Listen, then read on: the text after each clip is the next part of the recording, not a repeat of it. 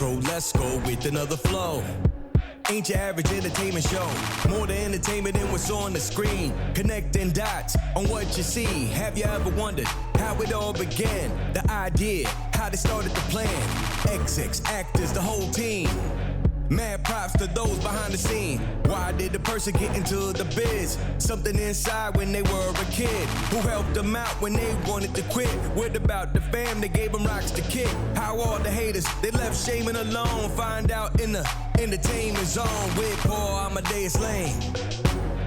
Hello and welcome to the Entertainment Zone. What is up? It's me, Paul Amadeus Lane. I am so delighted to have you on our show today. We have two amazing guests with two amazing stories, and I'm so delighted that we have an opportunity to get to know them a whole lot better.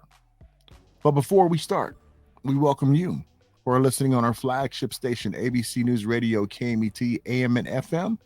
And can't forget about our listeners and viewers out there via the podcast feature, Amazon Fire Stick, Roku, Apple Podcast, Amazon Music, iHeart, Spotify, all those different formats. We welcome you. So without any further delay, let's bring on our very special first guest. And I'm so honored and delighted to have my next guest with me. Storyteller, screenwriter, author, Suzanne Allain. Suzanne, how are you? I'm great. Thank you so much for having me, Paul. This is a real pleasure for me as well. No, Suzanne, the pleasure is mine. You have no idea. Just to be able to chat with you about your books and how it got adapted to a screenplay. But more importantly, I wanted to take this time to get to know you a little better so our audience can know the woman and the mind behind this amazing book and what's out right now. So thank you so much for the privilege of allowing me to chat with you about that. My pleasure. So Suzanne, let's start back. When you were growing up, what did you see yourself doing? Was it always like writing and being a storyteller? If you don't mind, share that with us, please. Well, yeah, I think you kind of nailed it. From the time I was a little girl, I loved telling stories. I loved reading stories. So first and foremost, I was a reader, and I was a voracious reader. I read everything I could get my hands on. In fact, my local school library had a contest where if you read 15 books, you got a free book. And I think the librarian thought I was cheating because I would get free books like once a week because I would read 15 books, so frequently. So yeah, I was always a reader. And I think a lot of people who are readers, that's a natural progression to become a writer. So I remember just writing short stories, poems, all kinds of things, even as a child. And then I even remember when I was in 7th grade, I took my first stab at writing a book. Yeah, when I was in 7th grade. And it was not, I don't know what happened to it. And I probably would be afraid to read it today. I'm sure it was no good, but it was good enough to impress an 8th grader who offered to be my agent when she read it. So. Oh, that is so cool. Now, have you kept in contact with her? Does she see what you're doing now? No, that would be neat to get back in contact with her. Maybe she'll hear this interview and contact me. That would be great. I think her name was Lori. So Lori, if you hear this, give me a call. Wow. To hear you just talk about that, it kind of took me back to like when I was younger. I, was a creative person growing up too. I was a musician at a very young age. And I remember writing songs like when I was like in 2nd and 3rd grade.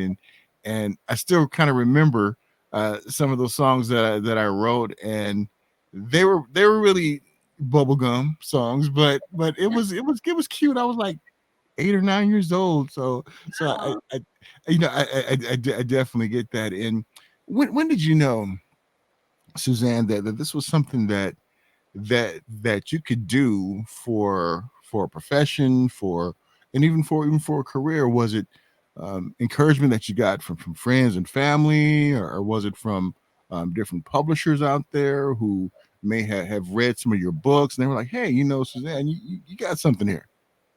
Well, I got a lot of encouragement in high school, but then later I ended up in the IT field. So I was working at a computer software company. I did some writing, but it was technical writing. So it wasn't really, very creative. It was not the most exciting type of world to be in. So I was forced to create more exciting imaginary worlds. So I, on the side, just started writing. I think I was about 22 or 23 when I started writing my first novel, the first novel that actually got published. And it took me a number of years. I would do it on holidays and weekends. I still had a day job. So finally in 2001 is when it was released. It was released by a small press.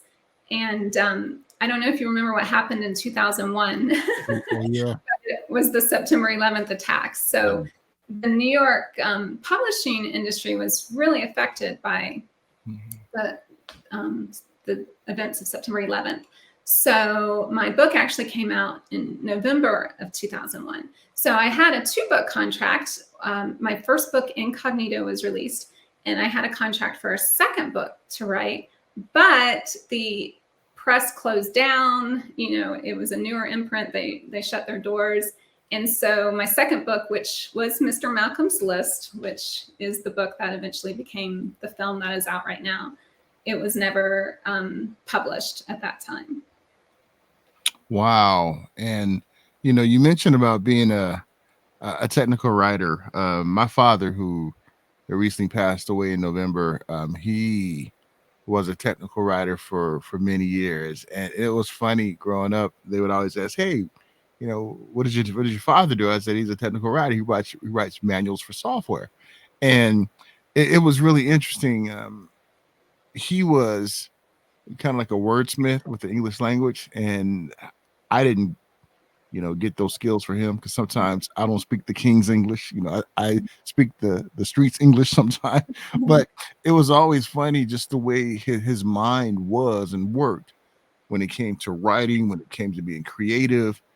And when you said that, as I read excerpts from your book, I was like, that's where I've seen that before, that technical writing mind and everything. And that's really a gift, Suzanne, that you have. Thank you. And it definitely helps with research. So writing historical novels, just like you have to do a lot of research to write a technical article, the same with a historical novel. So I guess that did serve me well because it taught me the benefits of doing good research. Yeah, and I was one of those who had to learn that. I was not one of the most studious persons in school. I was more like a visual learner. So it wasn't that I didn't kind of possess those skills. I was just lazy. I was like, man, I don't want to do that. I just want to watch something get it. But that, to have that, Suzanne, you're that's, I tell you, that's a great gift that you definitely have. And when it came to researching certain things, and all we do is we look at the finished product. We read the book and, wow, this is nice. May read it forward but we want to know just the blood, sweat, and tears of the research process and trying to get these thoughts to make a fluid connection to tell a story. Being a professional, you probably have read things that didn't, connect that thread, and you're like, wow, I'm lost. But in your writing, we don't get that. So, talk about just the process of making sure that everything works together, it fits like a glove, and just the amount of time it takes to pull that off. It takes a lot of time because I think sometimes with research, you kind of go down these rabbit holes, or, you start by researching one thing and then all of a sudden you're just reading something totally irrelevant to the project you're working on. And but that's kind of the joy of it too, because you learn all these different details. You read all these stories of different people from different eras. So it is a lot.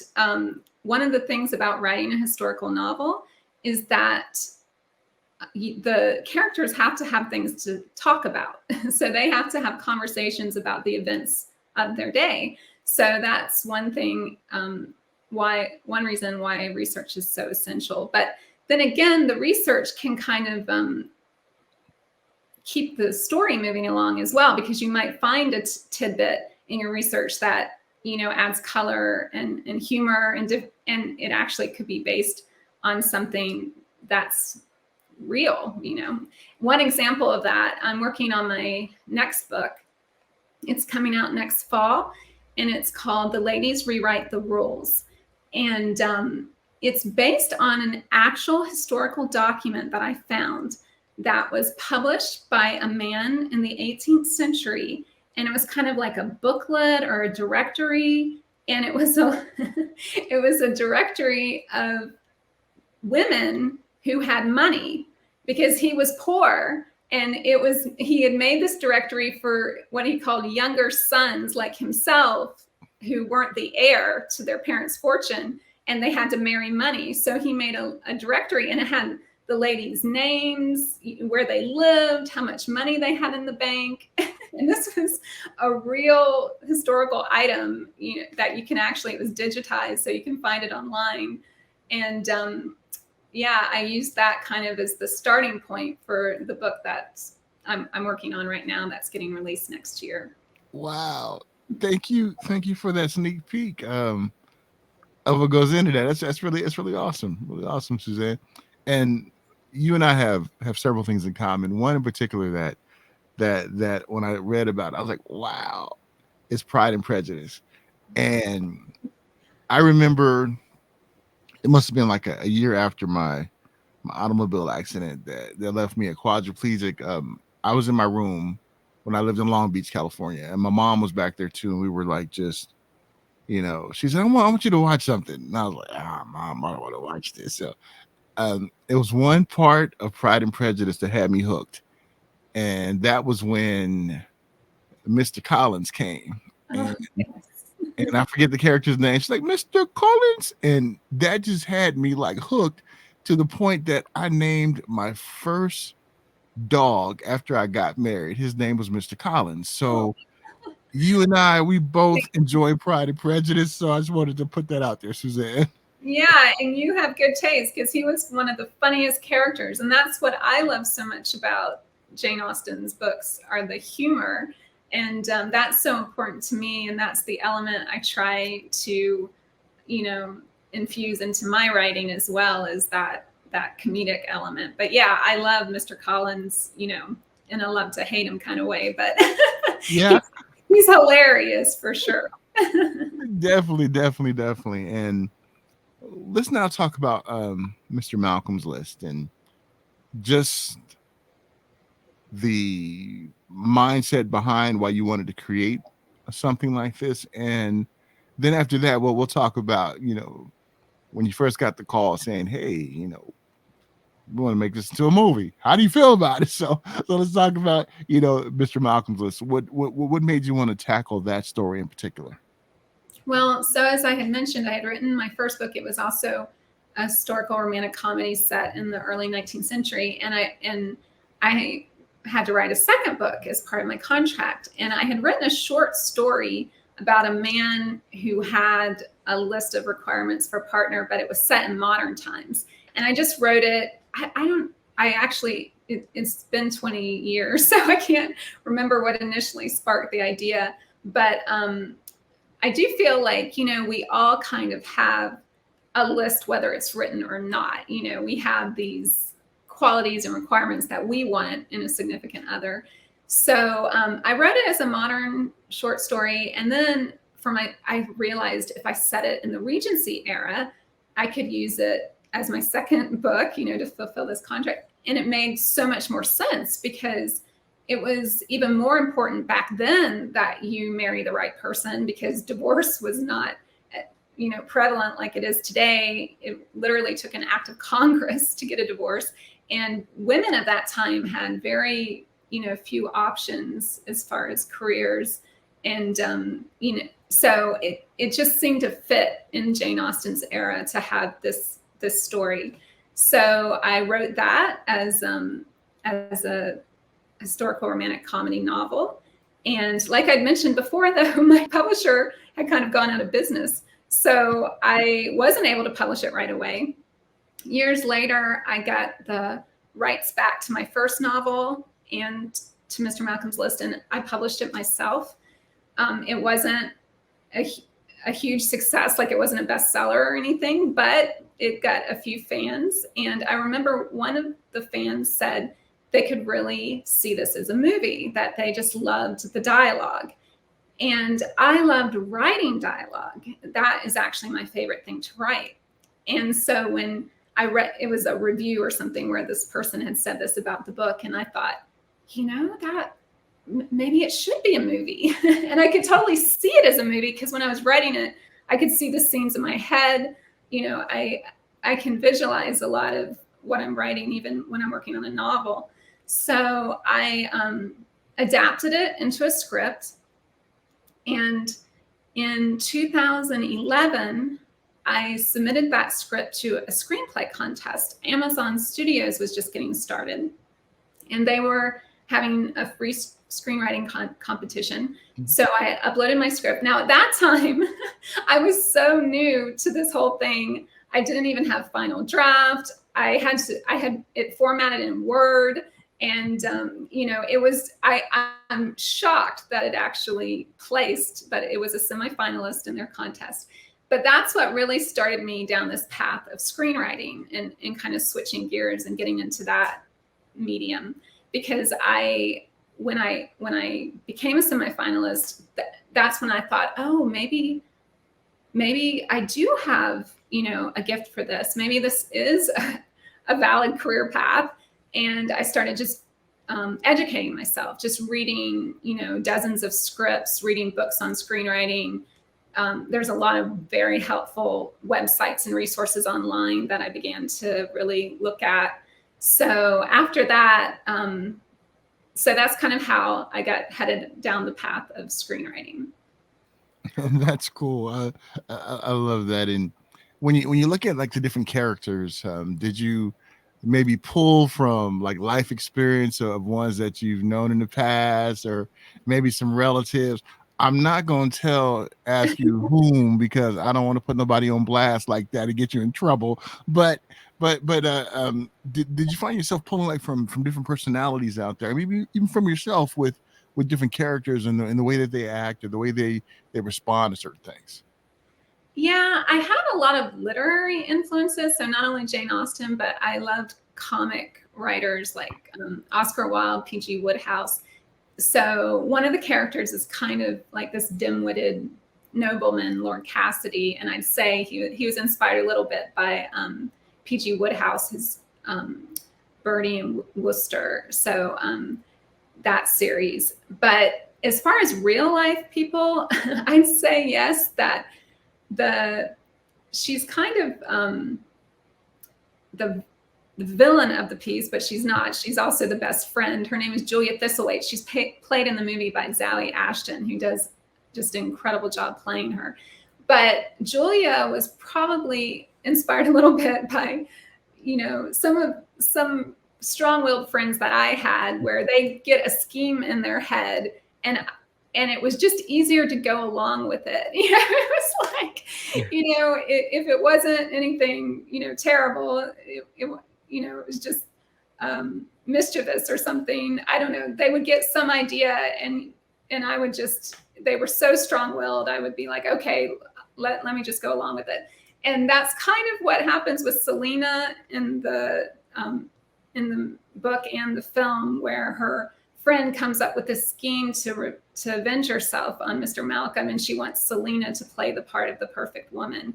And Selena's not thrilled with the idea, but Julia is so strong-willed that she ends up kind of going along with it. At first, we see that things do change, but so that was based a little bit on some of my experiences with some of my girlfriends, but I won't mention names.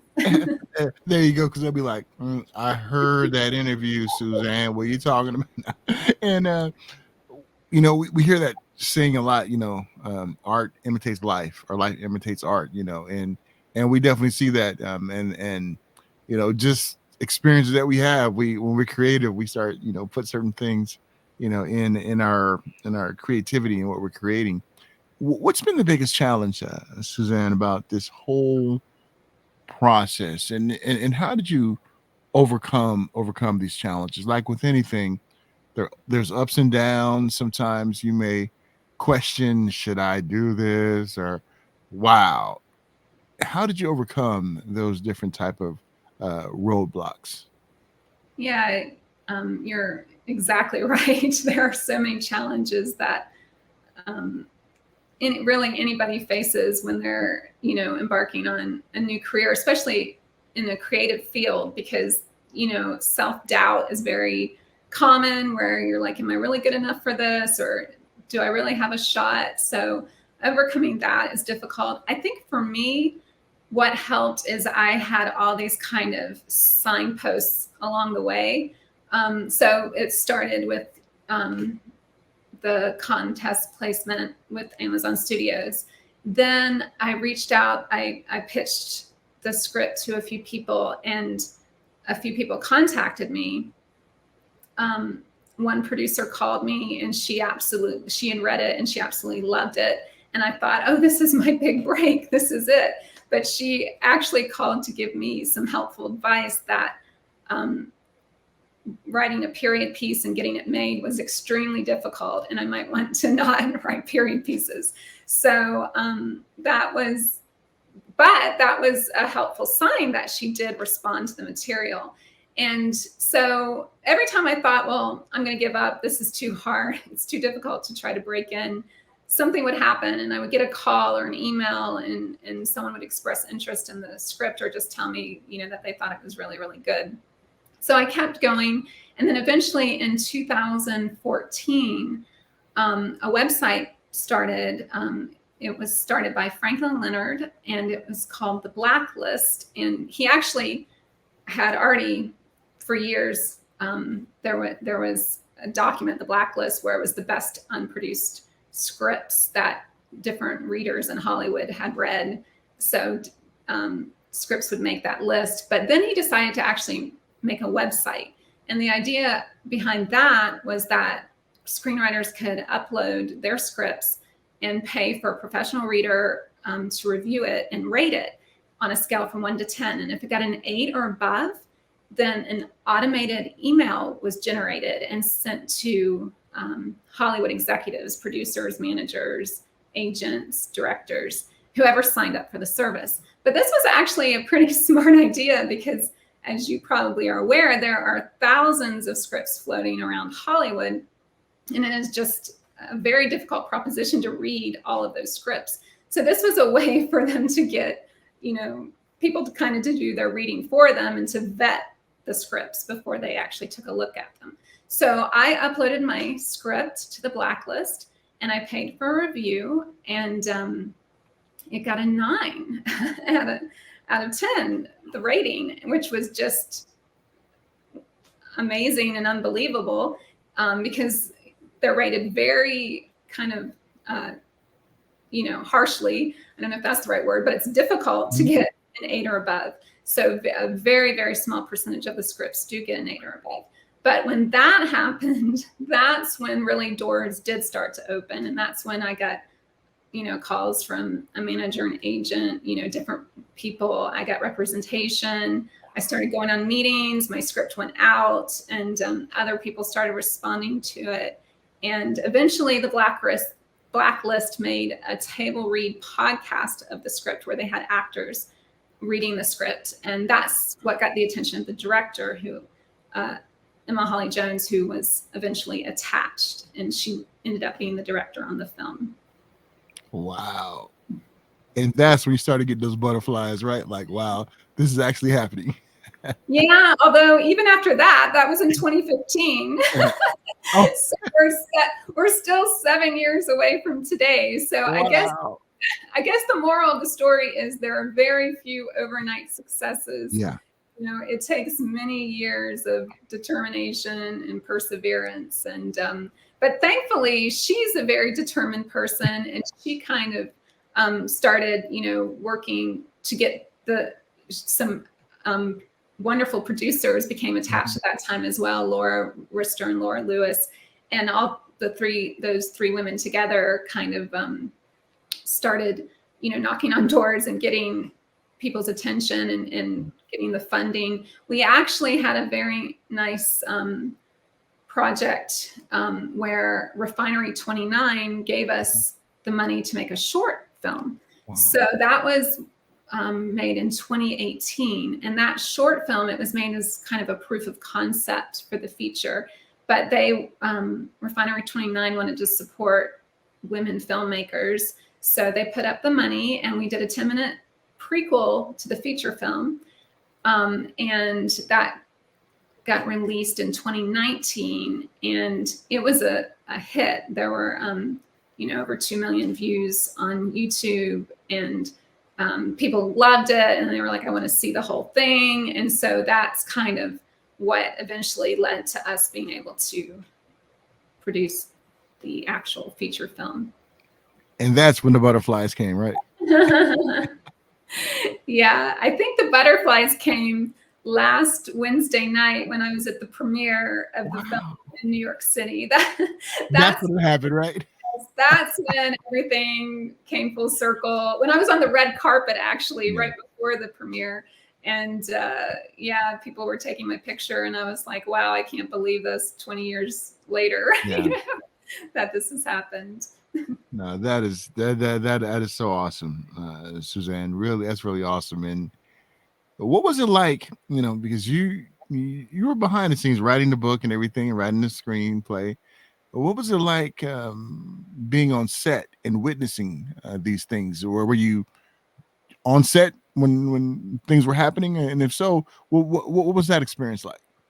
Well, I was fortunate enough to be on set for the short film that was filmed in London in 2018. That was a 3-day shoot. That was a lot of fun. It was very surreal because I think just seeing this huge, I think the strangest, most exciting part of it was seeing the horse-drawn carriages, because there's like a coachman.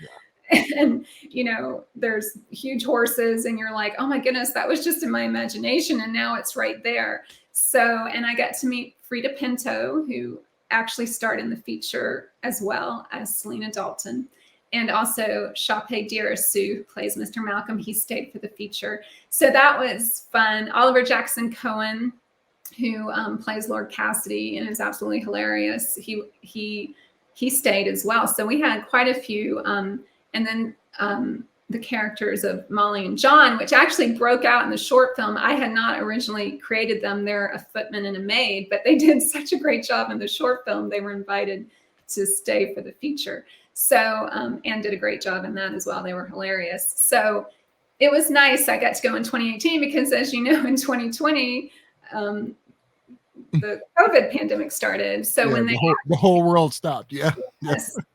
So when they actually started filming, it was early in 2021 in Ireland. And unfortunately, I was not on set for that. So that was kind of heartbreaking, to tell you the truth, that I couldn't be there. And I hope that my next film project will not be shot during a worldwide pandemic and that I can actually be on set during the process, because that I've seen behind the scenes pictures, and of course, seeing the film itself, it just looks like they were on some beautiful locations. So maybe I'll go and visit them one day, visit the locations in Ireland that they shot at.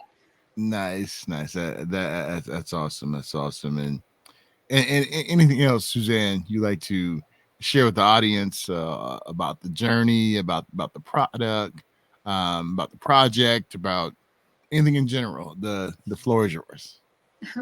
Well, I will tell you a funny story of something that happened in New York City last week when I was there for the premiere. We had walked away from our hotel and I heard someone say, Hi, Mr. Malcolm. And I turned around. We were just on the streets of New York and I'm like, oh, maybe it's somebody involved with our production. And I just happened to run into him. But I turned around and it was a woman addressing a little baby in a baby carriage. And there's a whole family there. And they saw me like jump. And so they were looking at me. I was looking at them and I said, "Oh, I'm sorry. I heard you say, 'Hi, Mr. Malcolm, and I'm here for the premiere of my film, Mr. Malcolm's List.'" And they're like, "Oh, that's amazing." They're like, "No, the baby's name is Malcolm." But they have referred to him as Mr. Malcolm since he was born. Like, because that's what made it so strange. If they had just said, "Hi, Malcolm," I might not have paid attention.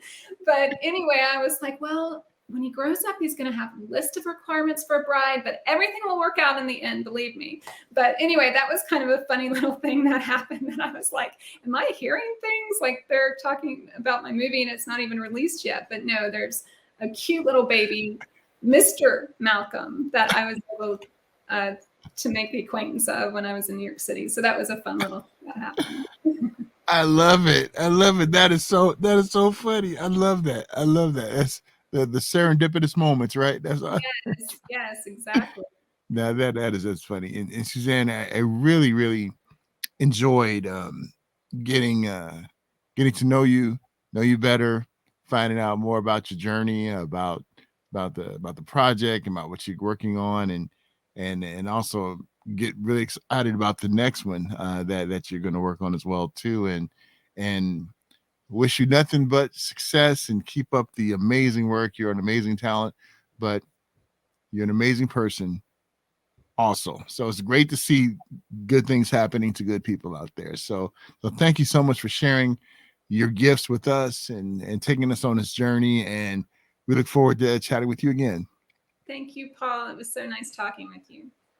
Really enjoyed chatting with Suzanne Allain, just finding out more about her career, about her journey. And don't forget to check out Mr. Malcolm's List. Really a good movie. You can take the entire family. You don't have to worry about covering somebody's eyes or ears. It's really a really good movie out there. So definitely go ahead and check it out. When we get back, we're also going to be joined by a very talented individual out there. Let's find out about her and get to know her a little better right after this break. Ain't your average entertainment show. More to entertainment than what's on the screen. Connecting dots on what you see.